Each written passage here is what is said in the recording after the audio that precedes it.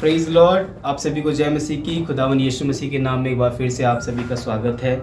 और सचमुच में आज के दिन के लिए प्रभु के धन्यवादी हैं और उसके शुक्रगुजार है कि प्रभु ने आज हमें ये दिन दिखाया है। और आज बहुत से लोग हैं जो शायद अस्पतालों में होंगे, बहुत से लोग शायद आज इस दिन को ना देख सके, लेकिन इस खुदावन का धन्यवाद है कि उसने आपको और मुझे अभी तक सही सलामत रखा है और अभी तक सुरक्षित रखा है। तो आइए क्यों ना आज की डिवोशन में जाएं और प्रभु के वचन से कुछ देखें। और आज का जो डिवोशन है उसे मैं आपके सामने रखना चाहता हूं, जो हमें मिलता है मरकुस की किताब। आप मेरे साथ निकाल सकते हैं इस वक्त मरकुस की किताब और उसका 4था अध्याय और 35 से लेकर हम इसकी 41 आयत तक पढ़ेंगे। और इस वचन को मैं आपके सामने रखना चाहूँगा, जिसमें इस प्रकार से लिखा हुआ है। उसी दिन जब सांझ हुई तो उसने अपने चेलों से कहा, आओ हम पार चले। और वह भीड़ को छोड़कर जैसा वह था वैसा ही उसे नाव पर साथ ले चले, और उसके साथ और भी नावें थी। तब बड़ी आंधी आई और लहरें नाव पर यहाँ तक की लगी कि वह पानी से भरी जाती थी।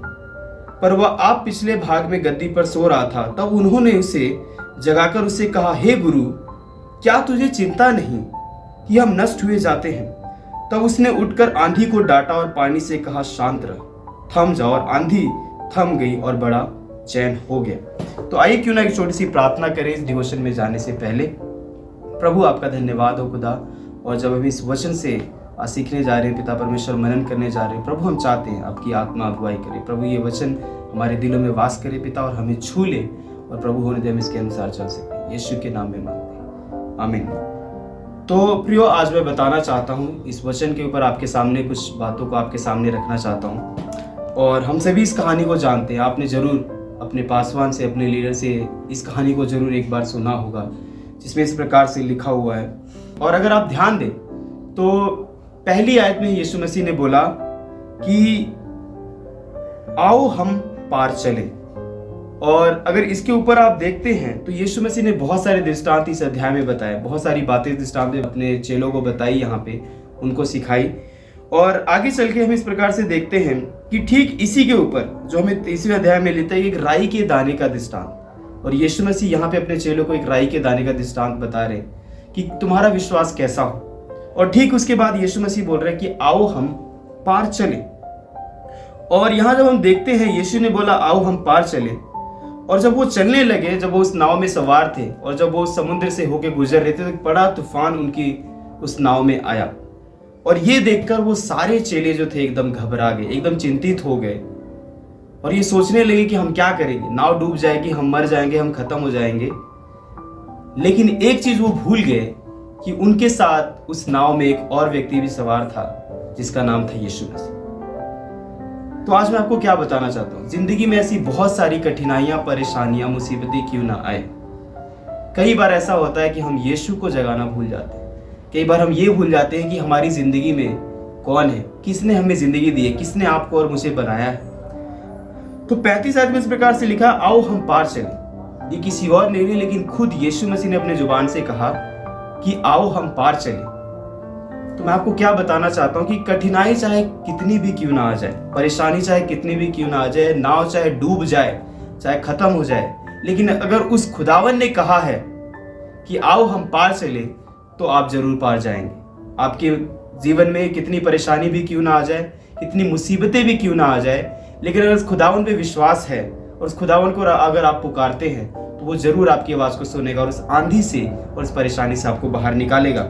और इस प्रकार से लिखा हुआ है, तब बड़ी आंधी आई और लहरें नाव पर यहाँ तक ले कि वह पानी से भरी जाती थी और उन्हें चिंता होने लगी। ऐसा बहुत बार हमारी जिंदगी में भी होता है। जब कोई कठिनाई आती है, कोई मुसीबत आती है, हम एकदम घबरा जाते हैं। प्रभु हमारा क्या होगा, हम बर्बाद हो जाएंगे, हम नष्ट हो जाएंगे, प्रभु हमारी अगुवाई करे, प्रभु हमारी मदद करे। लेकिन क्या ऐसा तो नहीं आज हम यीशु को भूल गए हैं? क्या ऐसा तो नहीं हमारी व्यस्त जिंदगी में हमने यीशु मसीह को साइड कर दिया है?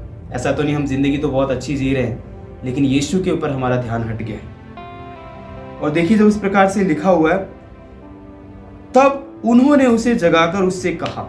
अब उनको एकदम से याद आया चेलों को कि हमारे साथ कोई और भी है इस नाव में। हे गुरु, क्या तुझे चिंता नहीं कि हम नष्ट हुए जाते हैं?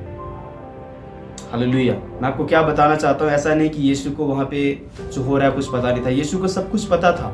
लेकिन यीशु मसीह यहाँ पे क्या कहना चाह रहे हैं, यीशु मसीह को क्या बताना चाह रहे हैं यहाँ पे। तब उसने उठकर आंधी को डांटा और पानी से कहा शांत रह और थम जा, और आंधी आई, थम गया और बड़ा चैन हो गया। ये इतिहास में पहली बार था किसी ने कहा वो आंधी और पानी को, और उसने उसकी बात को मान के वो शांत हो गया। तो एक बहुत बड़ी बात है।